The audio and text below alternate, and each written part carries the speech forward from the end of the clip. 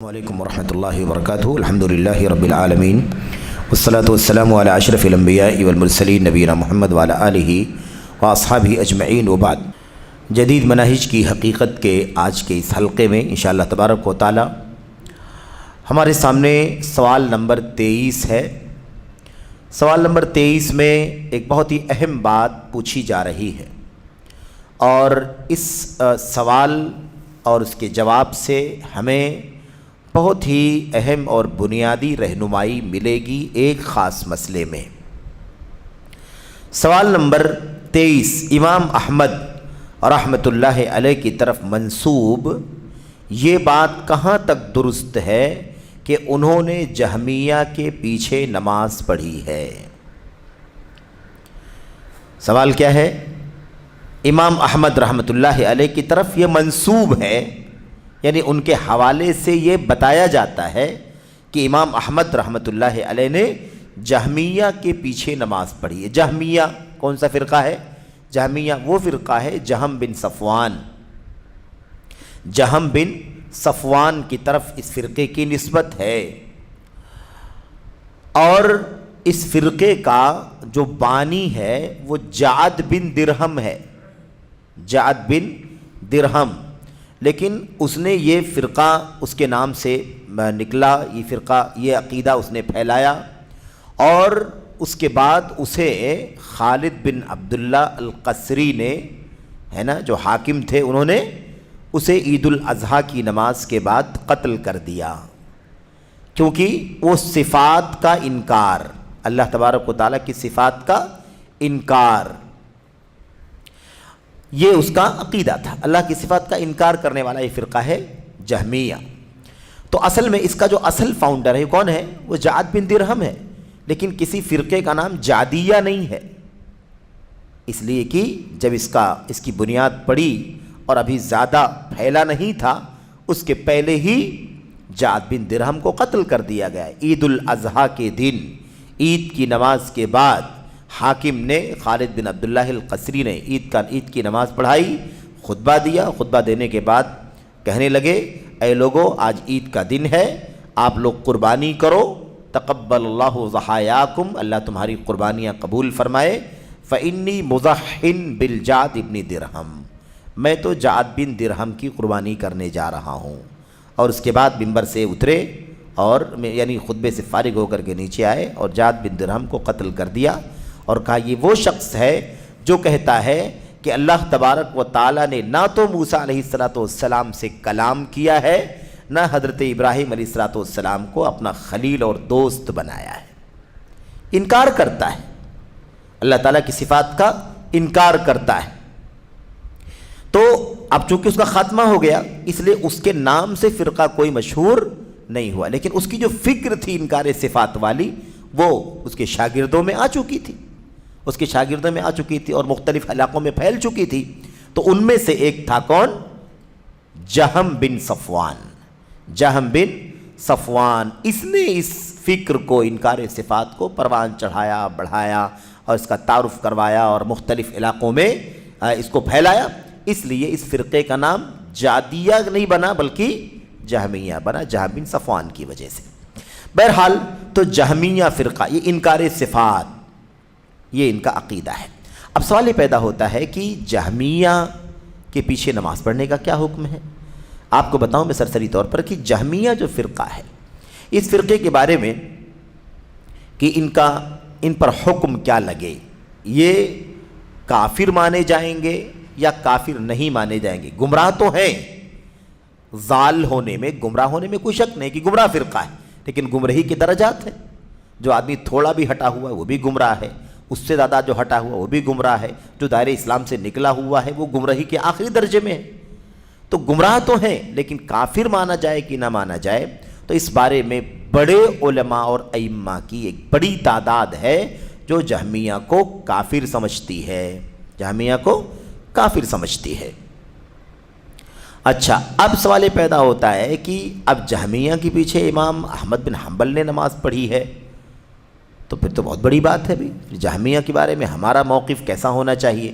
بہت زیادہ سخت نہ ہو جائے، جب امام احمد نے نماز پڑھی ہے اس کا مطلب امام احمد بن حنبل ان کے پیچھے نماز پڑھنا جائز سمجھتے تھے، ان کو مسلمان سمجھتے تھے، جبکہ یہ اللہ کی صفات کا انکار کرنے والا فرقہ ہے۔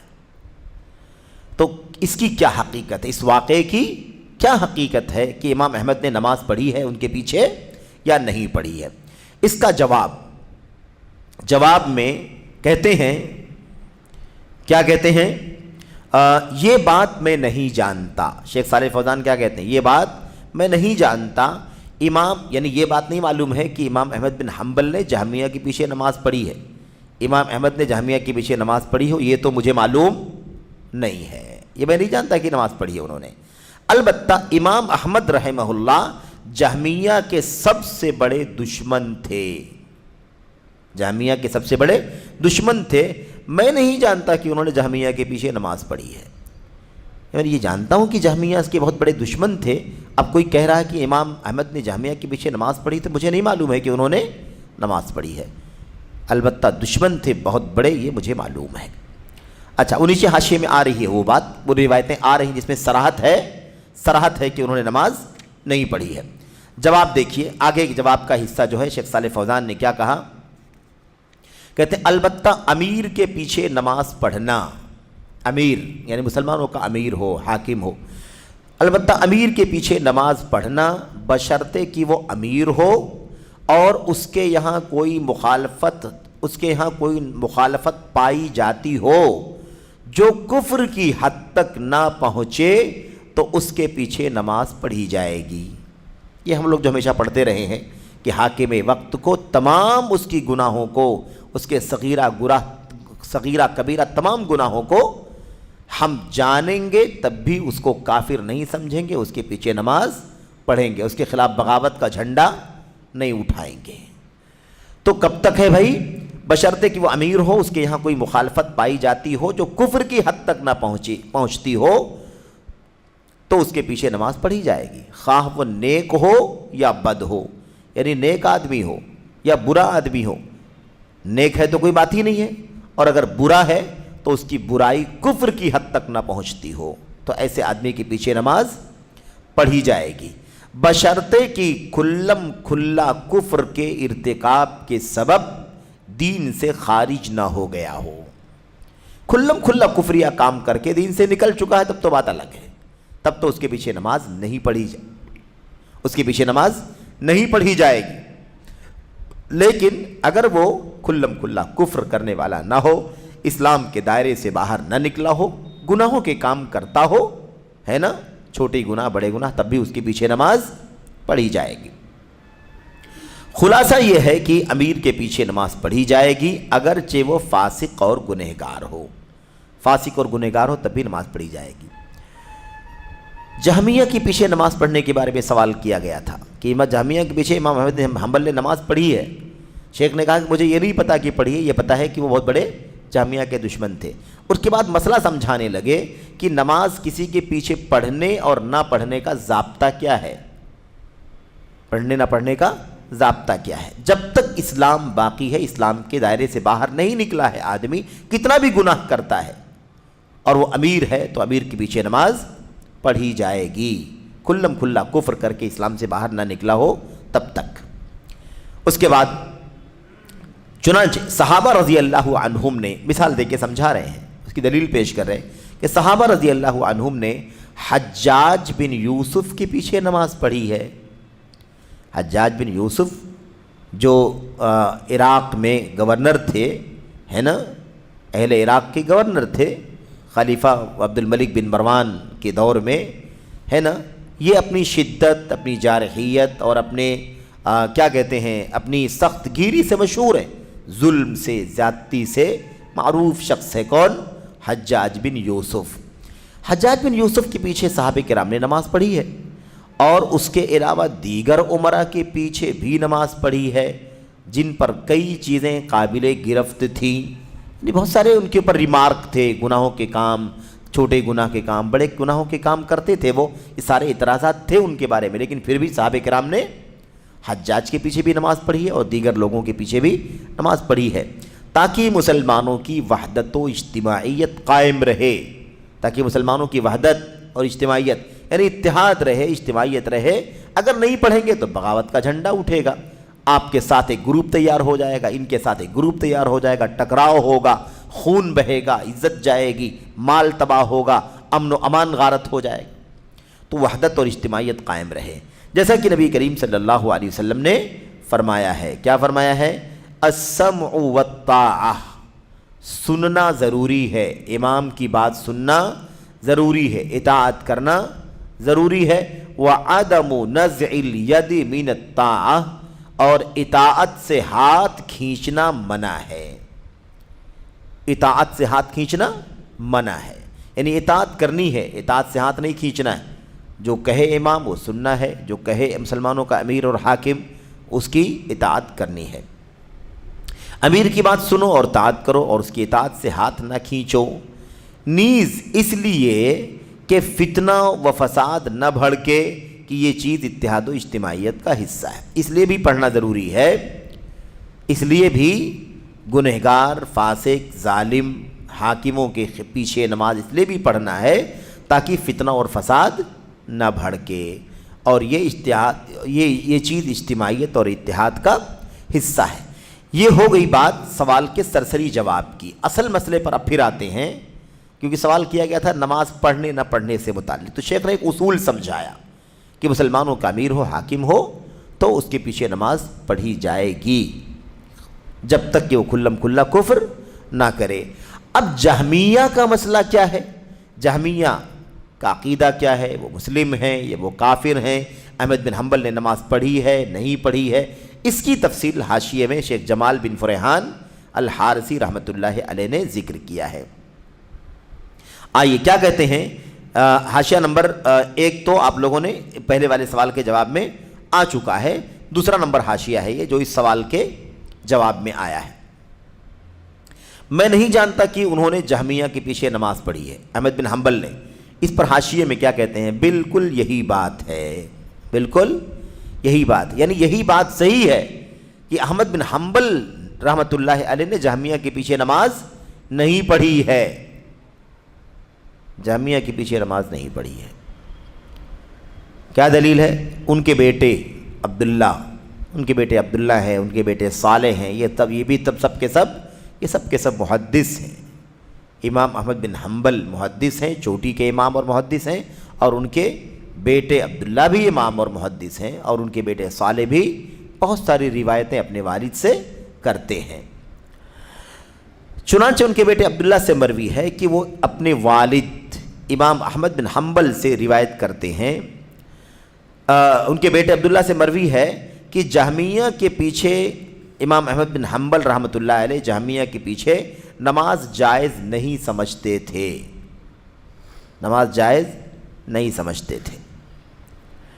اب یہ دلیل بہت بنیادی دلیل ہے جس سے صاف پتہ چلتا ہے کہ امام احمد بن حنبل جہمیہ کے پیچھے نماز پڑھنا جائز نہیں سمجھ. دو باتیں ہیں، ایک ہے نماز پڑھتے تھے کہ نہیں پڑھتے تھے، اور یہ کہ نماز پڑھنا جائز سمجھتے تھے یا نہیں سمجھتے تھے. پڑھ لینا ایک الگ چیز ہے، پڑھ لینا ہو سکتا ہے کوئی مجبوری رہی ہو، کوئی شر رہا ہو، کوئی بڑا فتنہ رہا ہو، ہے نا. بڑے فتنے سے بچنے کے لیے چھوٹا فتنہ برداشت کر لیا ہو، نہ چاہتے ہوئے کوئی چیز کر لی ہو. اور ایک چیز ہے عقیدہ کی جہمیہ کے پیچھے نماز پڑھنا جائز نہیں سمجھتے تھے، یعنی ان کا عقیدہ اور موقف کیا تھا؟ عدم جواز کا. کبھی اگر پڑھا ہے تو اس کی وجہ تلاش کر لی جائے گی کہ کیوں پڑھا ہے، سمجھ رہے ہیں نا. اس لیے یہ نقطہ بہت زیادہ اہم ہے. صاف طور پر دلیل امام عبداللہ کی کتاب السنہ نام کی کتاب ہے، اور یہ آپ جانتے ہیں، اس سے پہلے بھی باتیں ہم لوگوں نے پڑھی ہے یہ کہ السنہ کا جو لفظ ہے اس سے مراد اس طرح کی کتابوں میں صرف سنت رسول نہیں ہے، بلکہ اس سے مراد کیا ہے؟ پورے دین کا اصول، یعنی عقیدہ. اس کے اندر الوہیت ہے، ربوبیت ہے، اسماء و صفات ہے، منکرین سنت ہیں، منکرین کیا نام عقیدے میں جو گمراہ فرقے ہیں وہ سب پر گفتگو ہوگی. جہمیہ پر، معطلہ پر، کرامیہ پر، اشاعرہ پر، سب پر گفتگو ہوگی. تو السنہ یعنی عقیدے کی کتاب. السنہ سے مراد عقیدے کی کتاب. کیا کہتے ہیں اس کے اندر؟ کہتے ہیں جلد نمبر 1 صفحہ نمبر 103 میں کہ انہوں نے فرمایا، کس نے فرمایا؟ بیٹے عبداللہ نے فرمایا میں نے اپنے والد رحمہ اللہ سے بدعتیوں کے پیچھے نماز پڑھنے کے بارے میں پوچھا۔ ابا بتائیے بدعتیوں کے پیچھے نماز پڑھنا چاہیے یا نہیں پڑھنا چاہیے؟ کون سی بدعت ہے یہ؟ عقیدے کی بدعت، ذہن میں رہے ہمیشہ کی بات ہو رہی ہے عقیدے کی بدعت سے متعلق، بڑی بڑی بدعت سے متعلق۔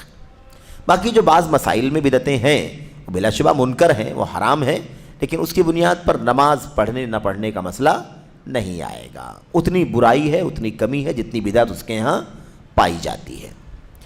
تو بدعتوں کے پیچھے نماز پڑھنے کے بارے میں پوچھا والد صاحب سے، تو انہوں نے فرمایا ان کے پیچھے نماز نہ پڑھی جائے جیسے جہمیہ اور معتزلہ۔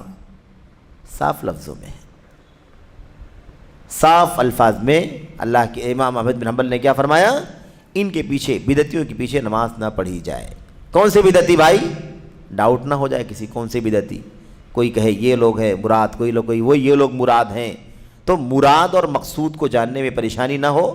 جیسے معتزلہ اور جہمیہ، تو معتزلہ اور جہمیہ کے پیچھے نماز نہ پڑھی جائے، یا معتزلہ اور جہمیہ جیسے دوسرے بدعتیوں کے پیچھے بھی نماز نہ پڑھی جائے۔ بطور مثال پیش کیا جہمیہ اور معتزلہ کو، یعنی عقیدے کی بدعتی ہیں یہ لوگ، ایسے اور فرقے بھی جو عقیدے کی بدعتی ہیں ان کے پیچھے بھی نماز نہیں پڑھی جائے۔ صاف لفظوں میں ہے۔ اور نماز جب تک نماز والے کی صحیح ہوتی ہے تب تک اس کی امامت بھی صحیح ہوتی ہے، اس کے پیچھے والے کی نماز بھی صحیح ہوتی ہے۔ یعنی اگر نماز پڑھنے والے کی، جہمی کی نماز اگر صحیح ہوگی، قبول ہونے کے لائق رہے گی، تو ہمارا اس کے پیچھے پڑھنا بھی جائز ہوگا اور ہماری نماز کی اس کے پیچھے قبول ہوگی، کیونکہ نماز کی قبولیت کے لیے صحیح ایمان ضروری ہے، صحیح عقیدہ ضروری ہے۔ عملی کوتاہیاں بھی رہیں گی تب بھی نماز کیا ہو جائے گی؟ نماز ہو جائے گی۔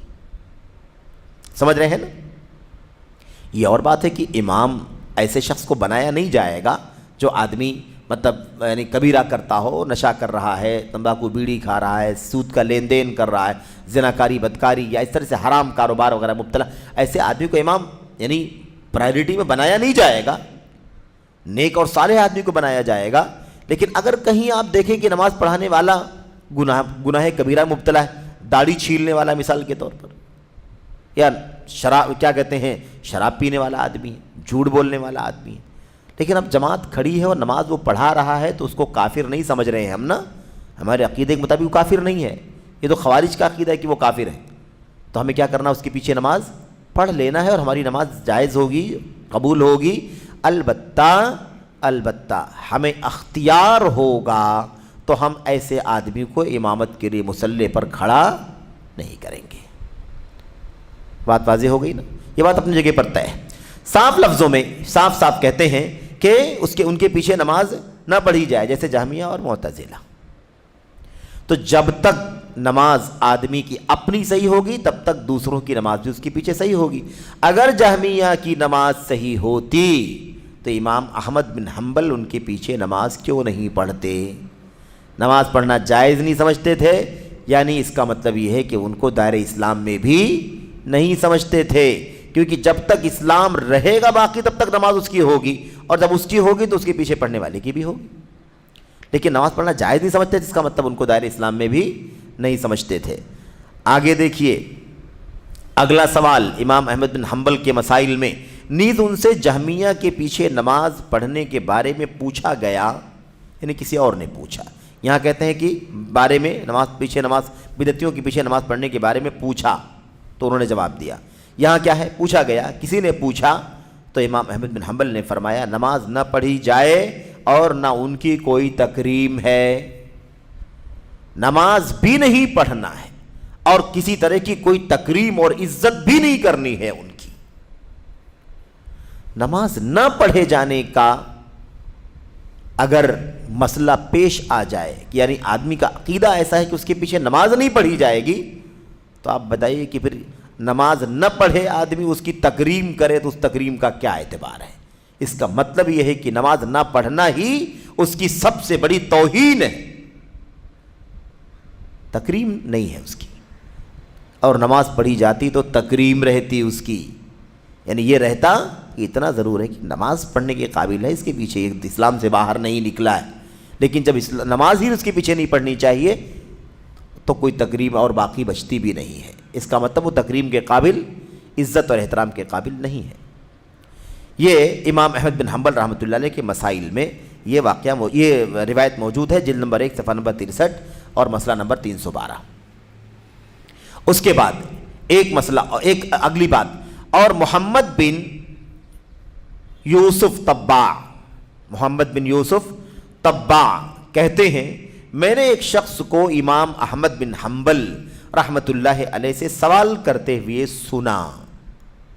امام احمد بن حنبل رحمۃ اللہ علیہ سے سوال کرتے ہوئے سنا، ایک آدمی کو دیکھا کہ امام احمد کے پاس آیا ہے اور آپ سے سوال کر رہا ہے، اور وہ کہہ رہا ہے، سوال میں کیا پوچھ رہا ہے، اے ابو عبداللہ، یہ واقعہ اور یہ دلیل اور بہت صریح ہے، کہتے ہیں اے ابو عبداللہ، امام احمد کی کنیت، اے ابو عبداللہ کیا میں نشہ آور مادہ پینے والے کے پیچھے نماز پڑھ سکتا ہوں؟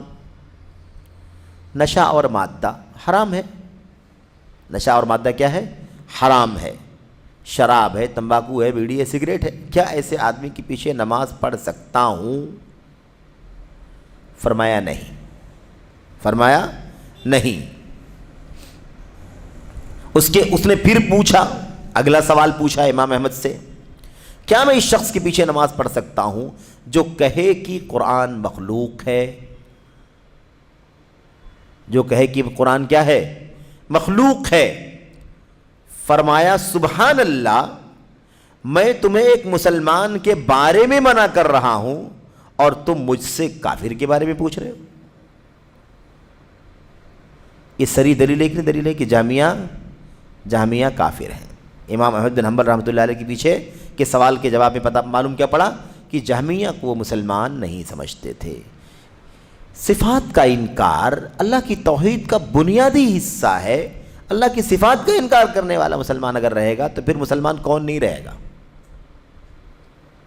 عقیدہ ہی تو بنیاد ہے نا بھئی، اسماء و صفات پر ایمان یہ اللہ تبارک و تعالیٰ کی توحید کا حصہ ہے، توحید الوہیت، توحید ربوبیت، توحید اسماء اور صفات۔ صفات کا انکار کرتا ہے، صفات مانتا ہی نہیں اللہ تبارک و تعالیٰ کے لیے، تو توحید الوہی، توحید اسماء اور صفات کا ایک پوری توحید کا جو باب ہے اس کا وہ کیا ہے؟ اس کا وہ منکر ہے۔ کیسے وہ شخص مسلمان ہو سکتا ہے؟ اچھا، یہ امام آجری رحمۃ اللہ علیہ نے اپنی کتاب الشریعہ کے اندر نوٹ کیا ہے۔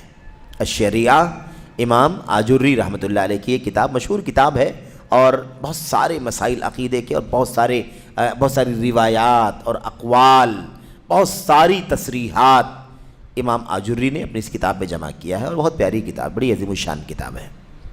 آپ کو سلف کے جو اقوال جو ہم لوگ پڑھ رہے ہیں نا، اس کے بڑے مراجع میں سے ایک مرجع الشریعہ نام کی کتاب بھی ہے۔ اس کے بڑے مراجع میں مثال کے طور پر الابانہ ہے، مثل ابن بطہ کی، ایسے شرح اصول اعتقاد اہل سنہ والجماعہ ہے لالکائی کی، ایسے ہی مثال کے طور پر امام کیا نام ہے مالکی جو قرطبی ہیں، یعنی ابن عبد البر رحمۃ اللہ علیہ، ان کی کتاب ہے جامع بیان العلم و فضلہ، یہ بنیادی مراجع میں سے ایک مرجع ہے۔ ایسے خطیب بغدادی کی کتاب ہے الفقیہ والمتفقہ، اس کے اندر بہت سارے اقوال موجود ہیں، ان کی اور بھی کتابیں ہیں، ہے نا، اس کے اندر بھی اقوال موجود ہیں۔ تو یہ سلف کے اقوال کے بنیادی مراجع ہیں، اور بہت سارے اقوال جو ہیں جو فقہی مسائل سے متعلق جو ہیں، وہ ان اقوال کے لیے دو بڑے مراجع تو آپ پہلے سے جانتے ہیں، مصنف ابن ابی شیبہ اور مصنف عبد الرزاق الصنعانی۔ تو خیر، کہنے کا مطلب یہ ہے کہ الشریعہ پر یہ بات یاد آ گئی کہ شریعہ بھی یہ ایک بنیادی مرجع ہے جس میں سلف امت کے اقوال بڑی تعداد میں موجود ہیں۔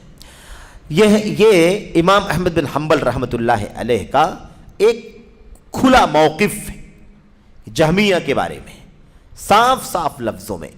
ایک تو کہ پوچھا گیا کہ نماز پڑھتے ہیں، بتایا کہ کیا بتایا بیٹے نے، کیا بتایا کہ ان سے پوچھا گیا نماز کے بارے میں، تو بتایا کہ ان کے پیچھے نماز وہ نہیں پڑھتے ہیں۔ آپ نے بتایا، آپ نے خود بیان کیا کہ اہل بدعت کے پیچھے نماز نہ پڑھو، جیسے جہمیہ اور معتزلہ، ان کے پیچھے نماز نہ پڑھو۔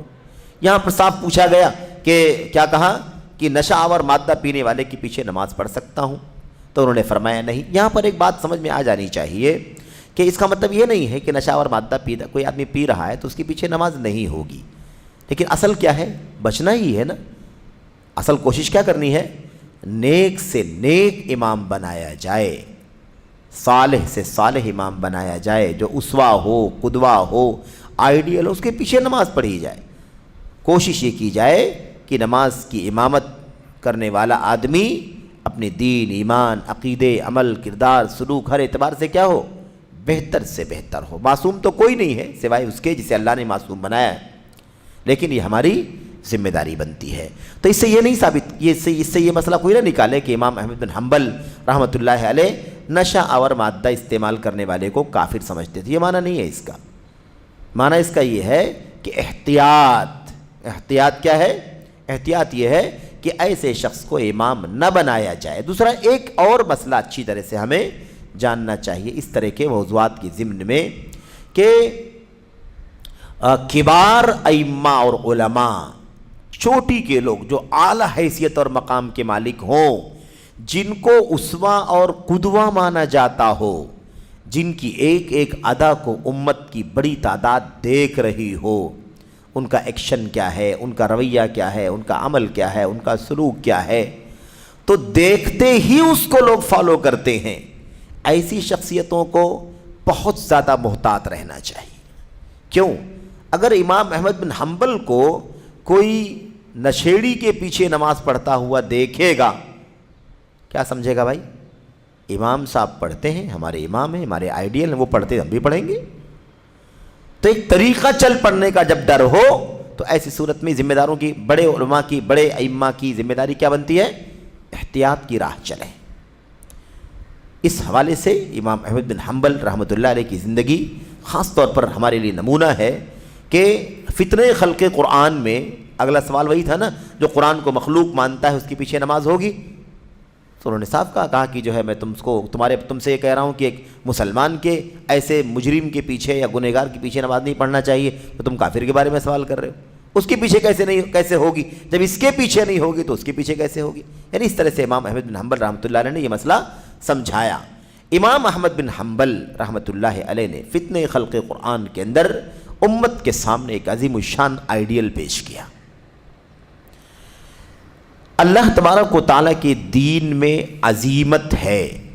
عزیمت یعنی اصل موقف پر جمے رہنا، پختگی سے ڈٹے رہنا، یہ اصل ہے۔ لیکن اگر انسان مجبور ہو، مارا جائے، ستایا جائے، ہے نا، اور آدمی اس کو برداشت نہ کر سکتا ہو تو اس کے لیے رخصت پر بھی عمل کرنا جائز ہو جاتا ہے۔ رخصت کیا ہے؟ مجبور ہے تو مجبوری میں کلمہ کفر کہہ سکتا ہے، دل مطمئن ہو اللہ کی توحید پر، الا من اکرہ وقلبہ مطمئن بالایمان، کوئی حرج کی بات نہیں۔ اللہ نے صاف فرمایا کہ جس کا دل ایمان پر مطمئن ہے، مجبور کیا جا رہا ہے، کوئی بات نہیں، اس سے اس کا ایمان نہیں چلا جائے گا۔ تو یہ مجبوری کی حالت میں یہ رخصت ملی ہے کہ نہیں ملی ہے؟ امام احمد بن حنبل جن کو ایک حاکم کوڑے برسا رہا ہے، جیل میں ڈال رہا ہے، گھسیٹ رہا ہے، پیروں میں بیڑیاں ہیں، گلے میں توق ہے، ہلنے نہیں دیا جا رہا ہے آپ کو، ایک حاکم کا پورا دور ختم ہو گیا۔ امام احمد بن حنبل نے اس بات کو برداشت نہیں کیا کہ آپ عزیمت چھوڑ کر کے رخصت پر عمل کر لیں، یعنی دل میں اطمینان رکھتے ہوئے کہ قرآن مخلوق نہیں ہے، اللہ کا کلام ہے، لیکن ان کے سامنے کہہ دے کہ بھئی ٹھیک ہے قرآن مخلوق ہے۔ جان جانے کے خطرے ہیں، بے ہوش ہو کر کے گر پڑ رہے ہیں۔ جو کوڑے مارے جاتے تھے، بتاتے ہیں تاریخ میں کہ اگر کوڑے کسی ہاتھی کو مارے جاتے تو بھی چنگاڑ کر کے بھاگتا، لیکن امام احمد بن حنبل اس پر قائم رہے۔ تو رخصت پر عمل کرنے کی گنجائش تھی، لیکن پیچھے قوم کھڑی تھی جو امام احمد بن حنبل کی ایک ایک ادا کو دیکھ رہی تھی۔ احمد کیا کریں گے؟ جو کریں گے وہی ہم بھی کریں گے۔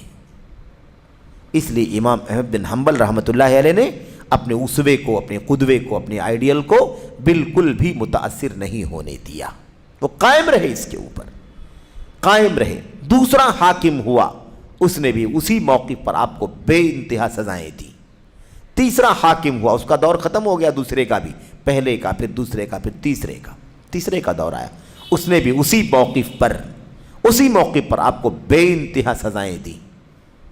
لیکن بالآخر اخیر میں الحمدللہ یہ موقف جو امام احمد بن حنبل رحمۃ اللہ علیہ کا تھا، وہ موقف حاکم کے سمجھ میں آ گیا، اور درباری مولوی، درباری مناظر جو تھا، وہ امام احمد بن حنبل رحمۃ اللہ علیہ کے دلائل کے سامنے چت ہو گیا، لاجواب ہو گیا، خاموش ہو گیا، جواب نہیں دے سکا۔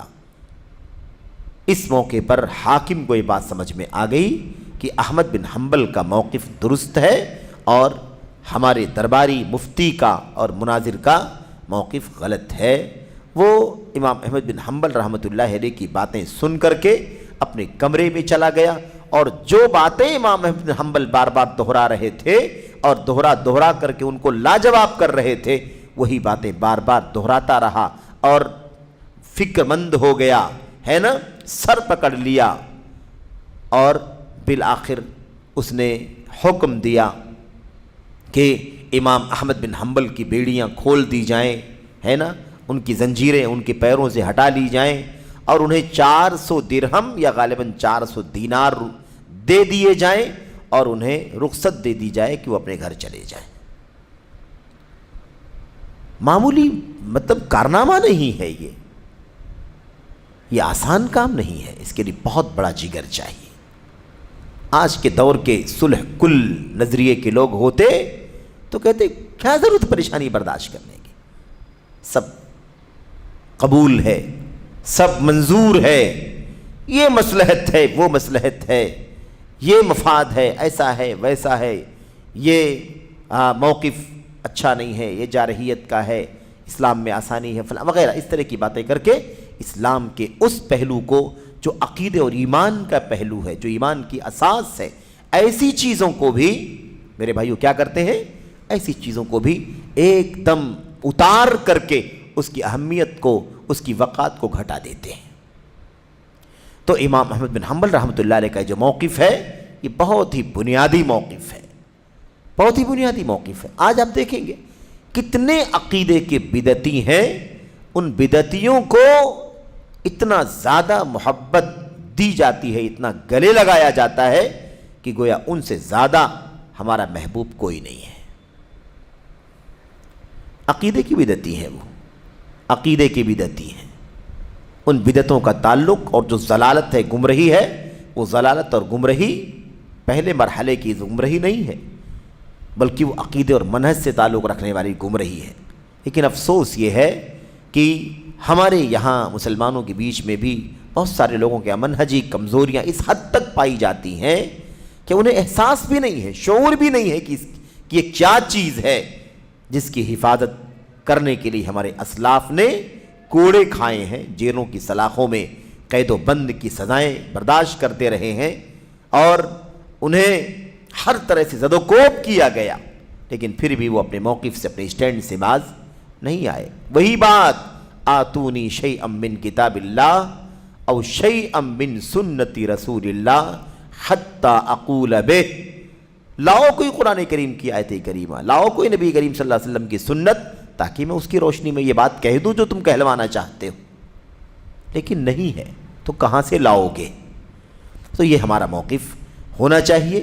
امام احمد بن حنبل رحمۃ اللہ علیہ چوٹی کے ائمہ میں سے ہیں، اور اہل السنت کے میرے بھائیو امام کا لقب ان کے نام کے ساتھ لگا ہوا ہے، امام اہل السنہ الامام احمد ابن حنبل رحمۃ اللہ علیہ۔ اس لیے ہمیں یہ بات اچھی طرح سے ذہن میں رکھنی چاہیے، یہ اس منہج کا، جدید منہج کا حصہ ہے کہ ہر کسی کے پیچھے نماز،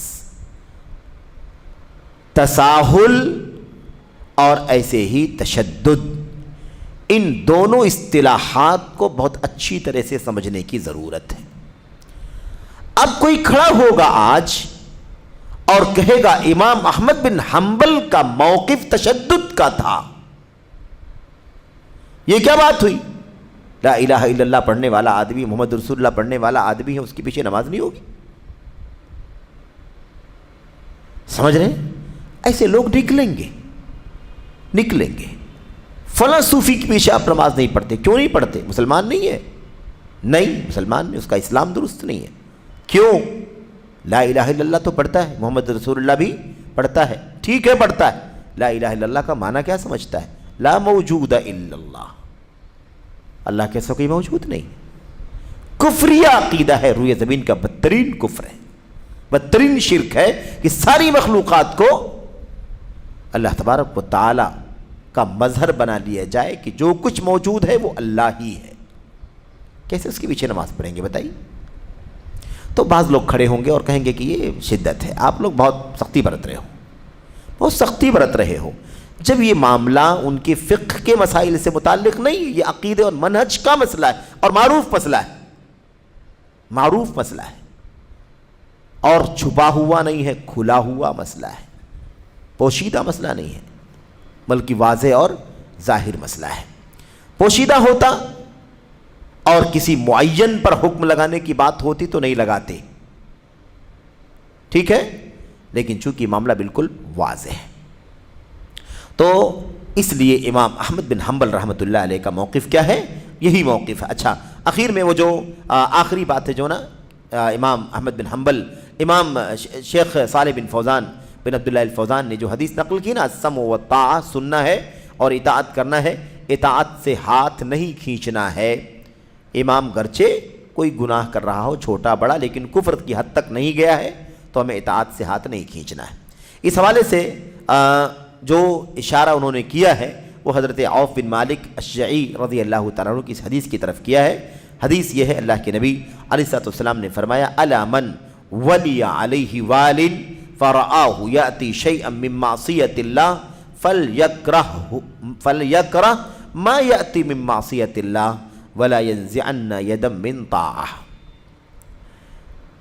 اخوانیوں، خارجیوں، رافضیوں کو کاش یہ حدیثیں پڑھنے کی توفیق ملتی، اسے بھی پڑھتے سنجیدگی کے ساتھ تو یہ خروج کا قدم، بغاوت کا قدم، تکفیر کا قدم نہیں اٹھاتے۔ کیا کہا؟ اللہ کے نبی نے فرمایا، الا من ولی علیہ وال، سن لو جس کا بھی کوئی حاکم اور کوئی نگراں مقرر ہو، کوئی ذمہ دار مقرر ہو، فرآہ یأتی شیئا، اور آدمی دیکھے اس آدمی کو، آدمی دیکھے اس حاکم کو، جس کو جو حاکم بنا ہے، کوئی آدمی رعایا کا کیا دیکھے اس کو؟ حاکم کے بارے میں کہا جا رہا ہے کہ حاکم کو دیکھے یاتی شیئا من معصیت اللہ، کہ وہ اللہ تبارک و تعالیٰ کی معصیت اور نافرمانی کا کچھ کام کر رہا ہے۔ حاکم بنا ہے ہمارے اوپر کوئی، اور ہم دیکھ رہے ہیں کہ ہمارا حاکم اللہ تعالیٰ کی نافرمانی کا کوئی کام کر رہا ہے، معصیت کا کوئی کام کر رہا ہے۔ فَلْيَكْرَهْ مَا يَأْتِ مِن مَّعْصِيَةِ اللَّهِ، تو وہ جو کچھ معصیت اور نافرمانی کا کام کر رہا ہے، اللہ کی نافرمانی کا کام کر رہا ہے، اس کو ناپسند کرے، اس کام کو کیا کرے؟ ناپسند کرے۔ اور آگے کیا فرمایا؟ وَلَا يَنزِعَنَّ يَدًا مِّن طَاعَةٍ، لیکن اپنے ہاتھ کو اطاعت سے نہ کھینچے۔ اب سارے خارجی اسی نقطے پر، اسی پوائنٹ پر انحراف کا شکار ہو جاتے ہیں۔ جب اللہ کے نبی صاف کہہ رہے ہیں کہ تمہارا کوئی حاکم بن جائے اور تم اس کو کوئی گناہ اور معصیت کا کام کرتے ہوئے دیکھو تو تم اس کے گناہ اور معصیت کے کام سے نفرت کرو، اس کے گناہ اور معصیت سے نفرت کرو۔ فَلْيَكْرَهْ، ناپسندیدہ کرے، ناپسند کرے، لیکن حاکمی وقت کے خلاف بغاوت نہ کرے، اس کے اطاعت سے باہر نہ نکلے، اس کے ہاتھ سے اپنا ہاتھ جو بیعت کیا تھا اس ہاتھ کو نہ کھینچے، یعنی بغاوت کا جھنڈا نہ اٹھائے۔ تو اتنی صراحت کے ساتھ کہ اللہ کے نبی نے کیا فرمایا؟ حکم کس پر لگانا ہے؟ اس عمل پر لگانا ہے جو عمل وہ غلط کر رہا ہے۔ یہ کب تک؟ جب تک کھلم کھلا کفر نہ کرے، جب تک کھلم کھلا کفر نہ کرے تب تک کیا کرنا ہے؟ تب تک ہمیں کیا کرنا ہے؟